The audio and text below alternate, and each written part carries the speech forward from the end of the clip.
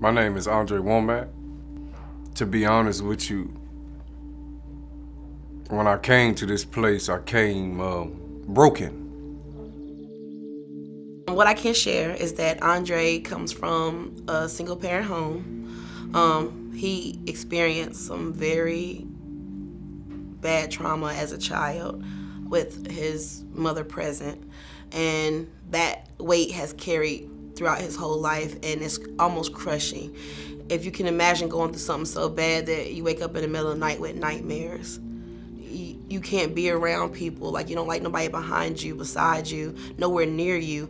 You are scared to believe that you can be something else. You're scared to be great. That's the challenge there. He's just scared to be great.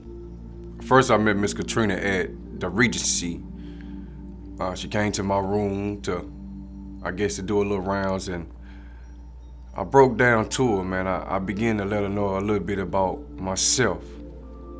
But ever since I've been in that lady's life, man, she been a support team. I mean, she don't play. She makes me get up and do what I need to do to succeed in life.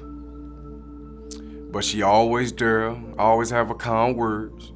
If she see me in my moment, she'll call me in the office, we'll talk about it. I could scream, I could yell, I could cuss, whatever.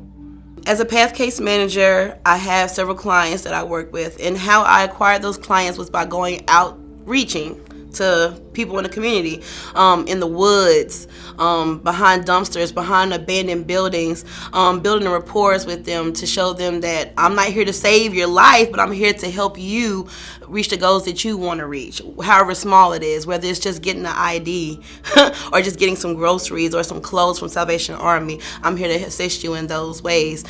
This program that we had at the Regency was awesome because it allowed people to have a safe place to sleep when it's cold outside, when they're used to getting their things stolen. For Andre, it was having a door that had a lock to it. Something that simple that we take for granted. He was so happy to have, and we were happy to be able to, have that program for him, and that he could have support while living somewhere, not just on alone and dealing with all those stressors of daily life on his own, but having support as well. What people really don't understand is that mental health, it's just like your physical health. You have to take care of your mind. And I wish the stigma wasn't attached to it, but it is. The Regency was a good place to be. It was very protective first and foremost. We was on a set schedule, and me being a mental health patient, I needed to be on a set schedule as well.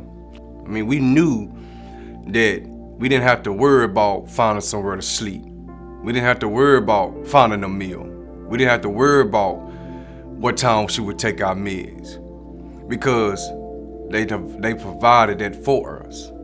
So for years and years, permanent supportive housing is proven to be successful. That has never been a question and never been an issue. It does take a lot of funding up front, and that's one thing that we're really working towards. But we've seen over and over again, especially in cities the size of Greensboro, huge successes. It takes a large portion of people experiencing homelessness, and they fit into this mold for permanent supportive housing that they really don't fit anywhere else. Shelters are not going to cut it, because once you move into permanent supportive housing, there are folks that are never going to live independently, and we know that. So if we can take the folks that need those supports and have them be supported, then we can focus all of our resources on the higher need individuals. And that way we're able to address across the board the different levels of homelessness and poverty.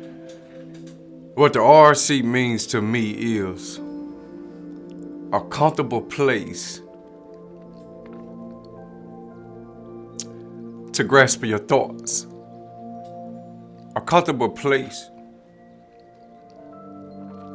where you can sit back somewhere and just meditate. A place where you could talk to somebody that cares.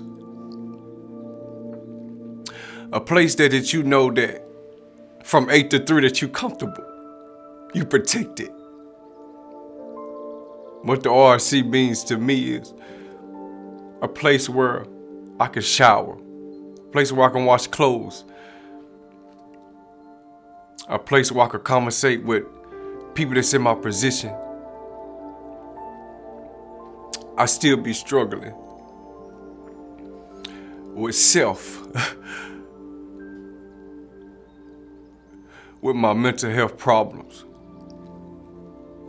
If the IRC wasn't here, I wouldn't have came this far.